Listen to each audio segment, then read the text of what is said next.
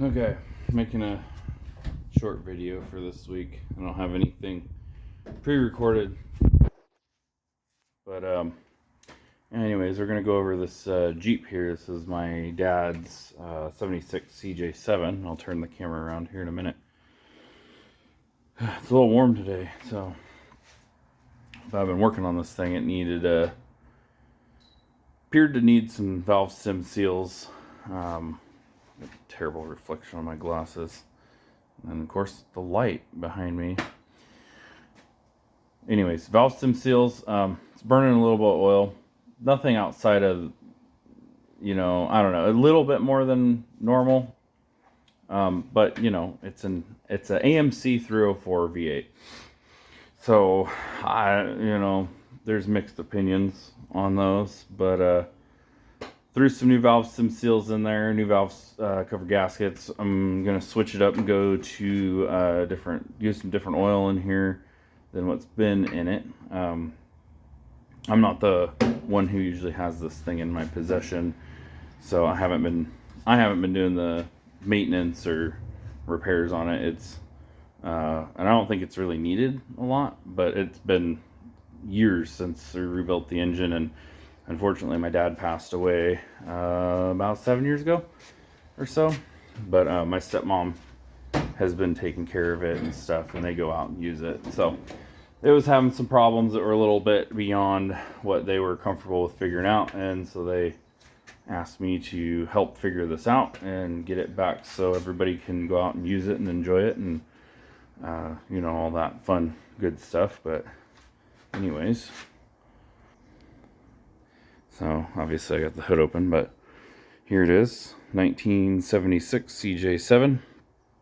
This is a factory 304 V8 AMC. It has a turbo 400 AMC turbo 400 automatic transmission in it, and it is a Quadra trac, or whatever. It says Quadra trac on the sticker there. So that's a vacuum operated switch for the transfer case. This one has been part-timed, so it has the locking hubs right there, the little turny things. So this is actually two-wheel drive, not all-wheel drive, but you can lock the hubs in and then have it in the green position here, and it'll do the normal all-wheel drive thing. Or you lock the hubs in, you turn this to the red, that gives you locked four-wheel drive. And then if you need low range, we've got the little the cute little shifter stick down here to go from high range and low range, and also puts it in neutral. But it has a part-time kit in it, because I don't know if we got it in the camera angle here, but it has tow bar brackets there as a tow bar. The family my dad bought it from many years ago now, probably like 10 or maybe even more than 10 years ago. Been in family for a little while, but they had been using it as a tow vehicle for the like their motorhome. They go out camping and stuff, and I don't know if they bought it original or they were close to the original buyers, but yeah, got some homemade high lift jack mounts on there. Of course, it's got, they're not new anymore, but they're like new tires. It doesn't get used hard, so probably don't need the jack, but you know what? Looks cool. Got all the stuff to put the spare on if you ever need it. It had like a brand new top on it when he got it. It's getting a little weathered now, but I think one of the zippers is messed up. The windows are starting to turn a little yellowy. Feels like they could be polished. Got the soft doors that split in half if you want to have the lower door.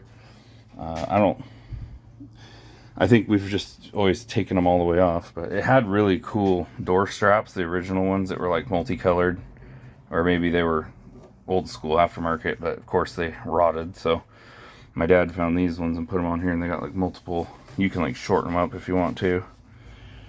But yeah, so this is a 76 first year cj7. Does not have the plastic dash bubble thing, so, and then it had the chrome knobs instead of the black knobs, and couple of little things. He added ththese billet aluminum knobs because of course all the plastic ones broke and the cables are messed up, so you got these have all been redone. These have all been replaced because they have little light bulbs in that burn out. But all the gauges work. The AM radio works. I mounted the CB in here for him. I already had the aftermarket console in it. He did these high back best top cj7 seats in it. I actually have the original seats here in the shop. They're up there underneath that racing bucket seat. There's a pair of low back bucket seats that this came with, and I don't think this one ever came with the back seat, but he found, I think it's the Best Top brand. They make the replacement fold and tumble seat, factory option, single hoop roll bar. It does not attach to the windshield. So this one, you can take the top off, undo those chrome knobs, which a lot of the newer, like the YJs, or a lot of people have put bolts in here, but you just, these here, you just unscrew these. It's just a bolt basically. But you unscrew that, and you can fold the windshield down onto the hood, onto these little bumpers right there, those ones. And then this in the middle lines up with this one, and you use a little strap. You can tie the windshield down if you want. I think it already had like the spray and bed liner, which is starting to peel a little bit. And they had done some paint touch-ups, so there's some spots where it's, I don't know, you know, it's old. It's whatever's been done to it paint-wise was probably been 20 years ago. But yeah, so wide 5. It's actually a narrow track as well, and it has the dual offset differentials because of the Quadra track. It actually has wheel spacers on it, and I don't think this one came with the fender flares. I think the previous owners, they bought them and added them on. It had the wheel spacers on it when we got it, so it makes the track width on this one, it's a little bit different than like a YJ or a normal CJ. It's not quite as wide with the aftermarket wheels as a lot of them. It sticks out more with the aftermarket wheels that are a wide track. This one being a narrow track, and I think it's only like an 1.5 inch spacer. They end up sitting like really just like perfect with the fender flares. It just looks good. It's just got a good clean look. We did a shackle flip kit or reversal kit, whatever you want to call it. I don't remember what brand it was, but you know, weld the shackle hanger there. It's got a big thing and bolted on. It like bolts on. I think we welded it in some spots. It's got a lot of bolts in it. It's got this whole crossbar in it. Got that on there to, because these come with the front shackles, if you know anything about the Jeeps, the old Jeeps. So that makes the front end do this when they get worn out. They kind of wander around, so made it drive a lot better. I think it might be time for a tie rod ender too. It's a little bit wobbly kind of feeling sometimes, but I don't know if we ever changed any of those. I can't remember what all my dad did to this exactly, because he did a lot of stuff and didn't tell me about it. But you know, it's kind of unique. Not as many of them running around that look like this. As far as the V8, the auto, the color's a little different. But they get it out. They take it out in the sand dunes a little bit and just kind of no crazy off-road stuff. Just, you know, drive it around, have fun with it, use it as a Jeep. Unfortunately, you know, that's some of that's a little bit of wear and tear taking place on things. But you know, it's a vehicle. You get them out, you use them, have fun, make memories. Worst thing for them is to just sit around. The oil spots all over my floor are actually from this. That's another thing I'm going to be taking a look at. So did some different rewiring here, added a relay and changed up the system they had been put in for the electric fuel pump that got put on it at some point. And then I just got these big, they're supposed to say, they say 200 amp on them. They're like a solenoid relay, and those, I got one. This is the main that runs off of the temperature probe, and then I got an auxiliary, which is, I'm going to get to wiring that here in a few minutes, but I'm going to put a ground switch on the dash, a grounding, to engage this one, so if for some reason these electric fans don't kick on automatically, you can override it, and whether it be that this failed or something in this other wiring has failed, it'll be on its own solenoid relay switch thing. So hopefully it'll work as long as the fan motor doesn't burn up, because this has had a couple times where it is overheated because the fans didn't turn on. The original system had like a probe in here with a control box that we had mounted over here, and it kept coming loose and causing problems, and so they had upgraded to this a while back, and the relay that they had with that system wasn't heavy duty enough in it, so eventually it gave up, unfortunately, and overheated again. But I did a whole compression test and everything on this, and all 8 cylinders are hitting about 165 psi, and I did a shop air pressurized test where you put, you hook up an air compressor through a line, you hook it in where the spark plug goes to blow air in there, make sure like the valves and the rings and stuff are sealed, because this particularly cylinder number 1, they've been having oil fouling problems on it. So that's why I did the just got done doing valve stem seals. So next thing will be to do a little bit of tinkering on the carb. It's pretty close, but it has a weird dead spot in it when it's not, like, hasn't been warmed up thoroughly and hasn't had a good little clear out. So it is a Truck Avenger. They bought brand new, put on here, and did some rejetting and stuff. But I did a little bit of a timing adjustment already, which seemed to help quite a bit. But there's jets and a power valve and fuel mixture and choke adjustment and all that good stuff that goes along with it. So I'll be doing that once I get done with a couple little wiring things. So we're gonna get the switch out of the dash right now for the off-road lights, because that wiring had a fusible link that was too light and it burned up, that I think the old owners put in there before my dad bought it. So I'm gonna put like a switch, I don't know, I might put it down here. I hate drilling holes in dashboards. I might just put it right here. I don't know. Well, I'll have to look under there and see what kind of access I have. But so anyways, this is what I'm working on this weekend to hopefully get done, so I can start driving it and do the carburetor tuning as I drive it, and get it ready for some summer trips for them. They've got some plans to take it out.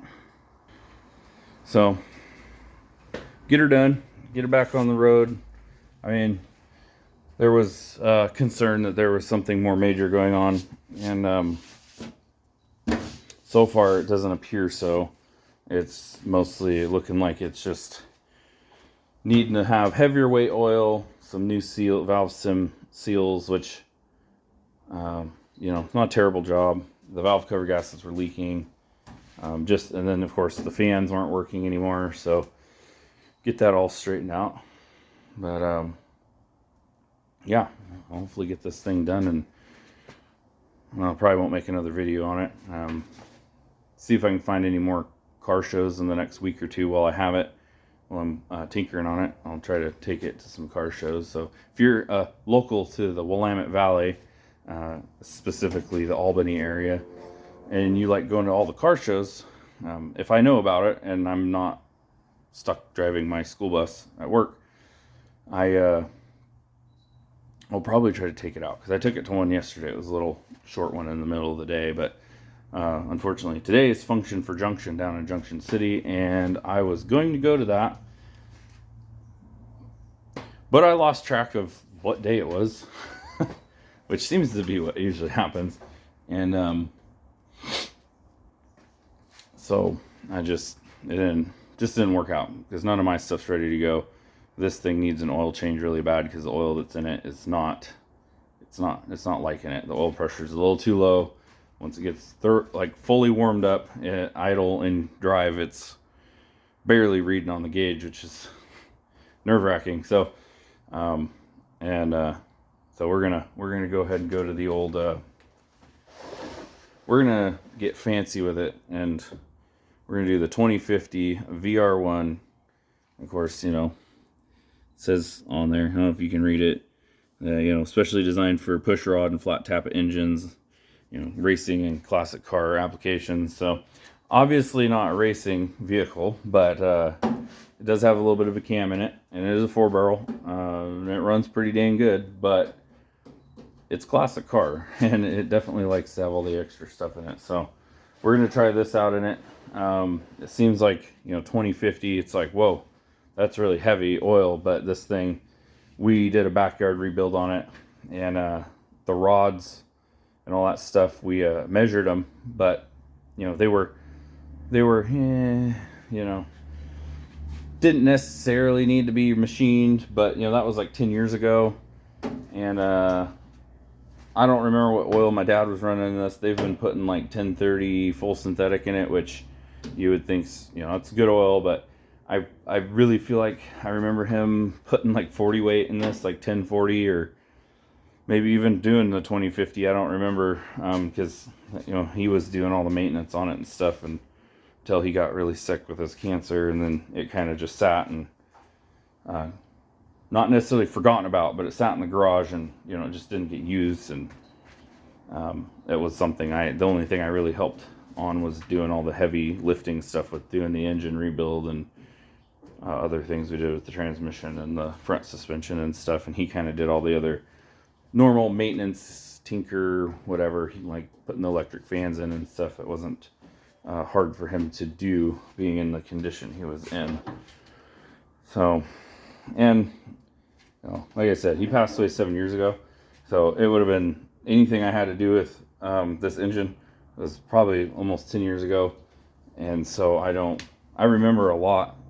I remember a lot of stuff, and I remember a lot about this, but I do not recall exactly what motor oil weight he was running in this. But we're going to try this. Hopefully the oil pressure will just be through the roof, and hopefully when it gets warm, it doesn't try to get past the valve guides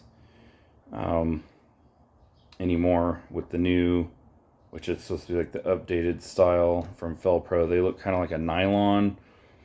Valve sim seal, they look like they're going to do a good job, but I also don't really quite understand how a harder nylon type seal is going to work better. But they're supposed to be the premium upgrade ones, so we're going to give it a shot.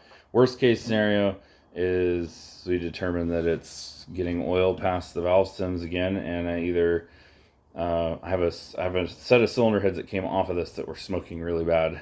I either take those down, get them all done up at the machine shop, or I can again put different valve stem seals on here to see if I can find the rubber ones that have like the metal rings on them that I can push down, and they're kind of like crimped. So maybe try that style, which is kind of what I wanted to get, but then I really like Felpro stuff, so I was like, well, we'll give them a shot.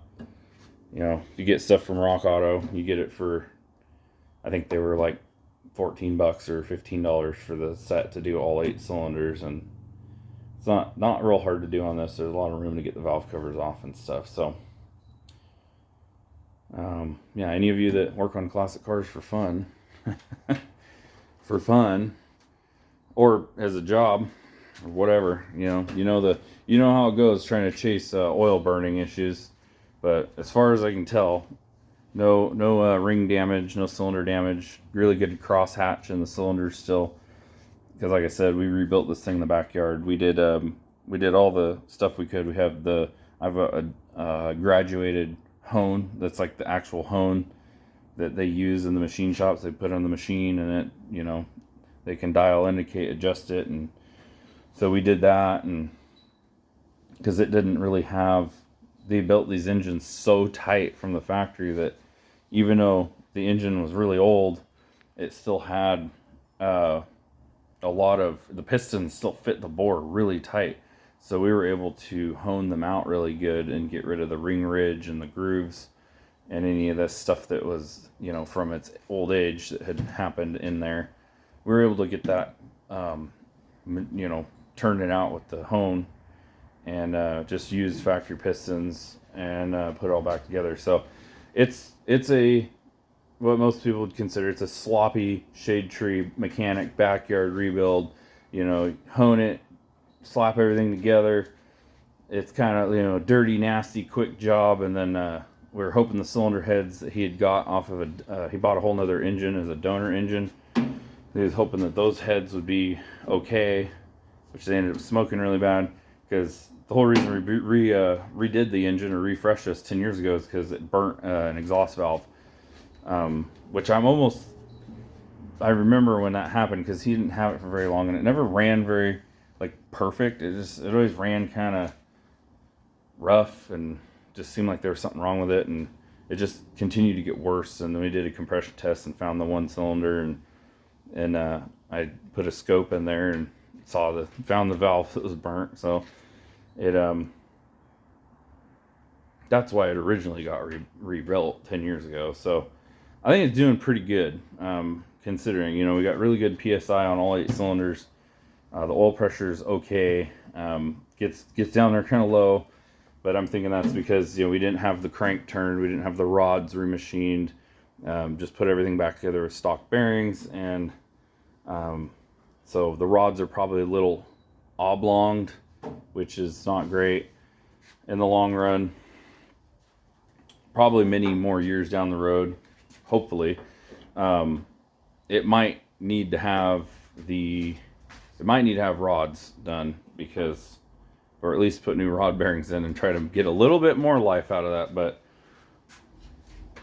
if this was in my possession, and I had, of course, if I had a bigger shop that I could fit more than just one vehicle in at a time, because all my stinking tools and everything that are in here. If I was the one that was taking care of this thing all the time, and had it stored here and whatnot, I would probably say heck with it and pull the heads and tear it down, because people say I'm extra. This is where I get over the top with everything, because it's fine. It really just, I'm trying to work on this. It should just be left alone. But if my inner OCD got to make everything perfect, if I let that take over and I was the one making all the financial decisions on this,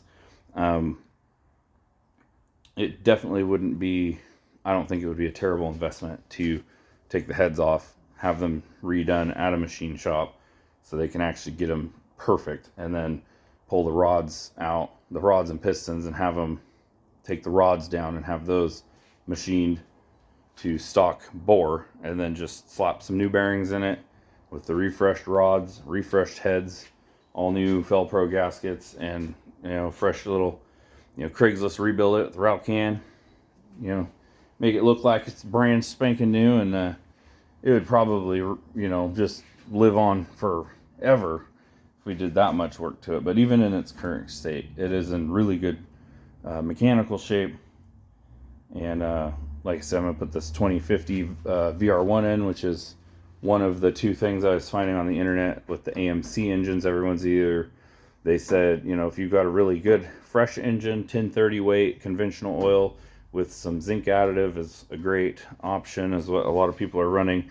These older engines, or this one that's a sloppy rebuild. 2050 VR1s, it's got all the extra additives, it's thicker, it's meant for these old engines, or they're running the Rotella T4 1540 weight diesel oil. So I was thinking about doing that, but I know that the diesel oil doesn't have some of the additives that gasoline oil does for keeping the crankcase clean and stuff like that.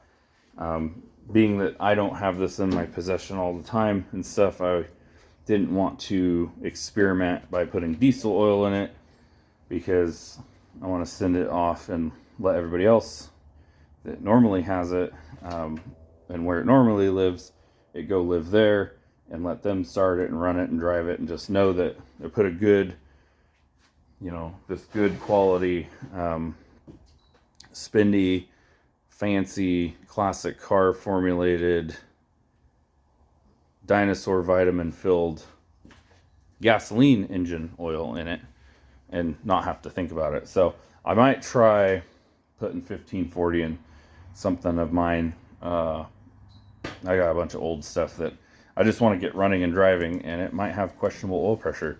So I might try some diesel oil in that if I get any of those rigs going. But usually I just stick to putting my diesel oil in my diesel trucks. So, I watch Vice Grip Garage all the time, along with many other, car YouTubers.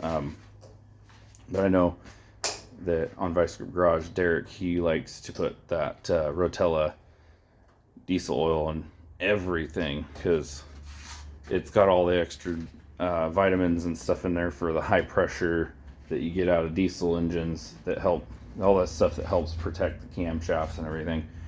And when you're bringing these old engines back, they've been sitting for 30 years. It definitely doesn't hurt to have that thick, nice, heavy oil. And then, of course, climate. We're not super cold here. We're not super hot. So I'm a little worried with this being a 2050 that it's just going to shoot the oil pressure just to the freaking moon. And hopefully that's not the case. But I'm a little concerned about that because I don't really know how tight this engine is.